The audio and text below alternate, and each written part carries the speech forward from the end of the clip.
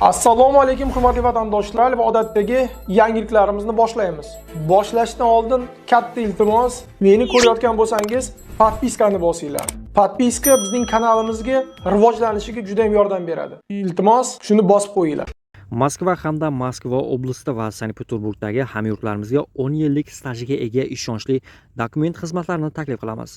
Registratsiya va uni продление qilish, трудовой договор, уведомление, spravkalar, проверка bazalar xizmatlari mavjud. Muhim eslatma, Amina ilovasi to'liq ishlamaganligi sababli registratsiya qilmaganlar zudlik bilan ushbu xizmatdan foydalaning.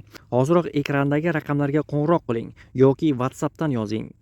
Diqqat, tezkor xabar. Rossiyadagi o'zbekistonliklar Rossiyani zudlik bilan tark eting. Assalomu alaykum qadrli mehmon, videodan to'liq xabardor bo'lish uchun videoga like va podpisatsiya tugmalaridan bosib qo'ying.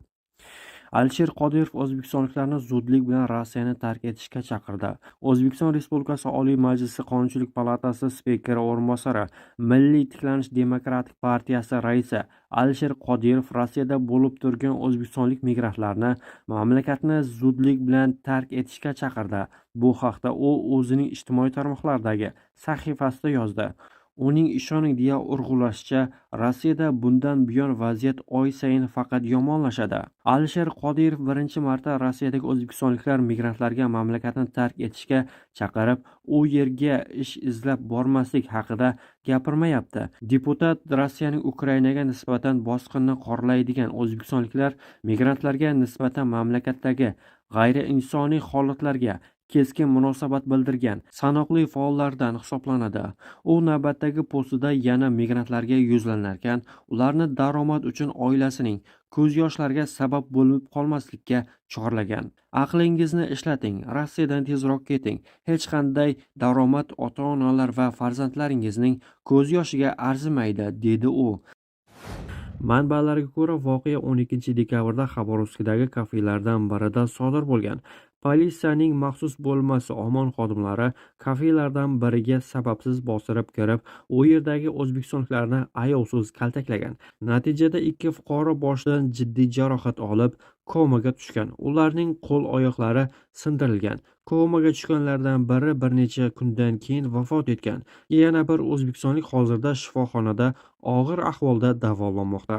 Marhum Samarqand viloyati Kattaqo'rg'on tumani Jumovoy qishlog'ida ekanligi aytilmoqda. Holat yuzasidan O'zbekiston Tashqi ishlar vazirligi Rossiyaga rasmiy nota yuborib, holatni xolisona va qonuniy tartibda o'rganishni so'radi. Hozirda fuqaroning jasadini vatanga qaytarish ishlari olib borilmoqda. Vafot etish sabablari hozircha rasman tasdiqlanmagan. Qo'shimcha ma'lumot kelib tushishi bilan jamoatchilikka xabar beriladi. Rossiyada 2027-yil oxirigacha xorijiy fuqarolarning mamlakat ichida harakatlarini nazorat qiluvchi yangi axborot tizimi yangilanadi.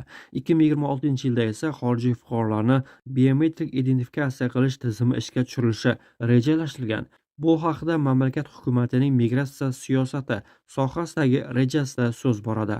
Hujjatda xorijiy fuqarolarning harakatlarini nazorat qilish axborot tizimini yaratish muddati 2027-yil 10 dekabr qilib belgilangan. Mazkur ishlar Ichki ishlar vazirligi organlari tomonidan Federal xavfsizlik xizmati, Transport vazirligi va Raqamli rivojlanish vazirligi tomonidan Rossiya hududlari ishtirokida olib boriladi.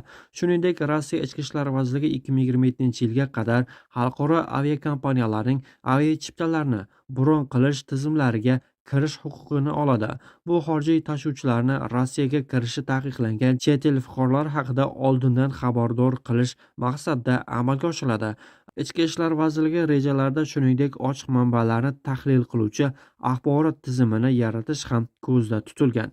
Bundan tashqari, hujjatda aytilishicha 2026-yil dekabrgacha xorijiy fuqarolarni biometrik identifikatsiya qilish axborot tizimini yaratish rejalashtirilgan. Eslatib o'tamiz, avvalroq 2026-yil 1-yanvardan boshlab Rossiyadagi barcha migrantlar rus tilini bilish bo'yicha testlarni kompyuter orqali va masofaviy texnologiyalar yordamida topshirish haqida xabar berilgan edi.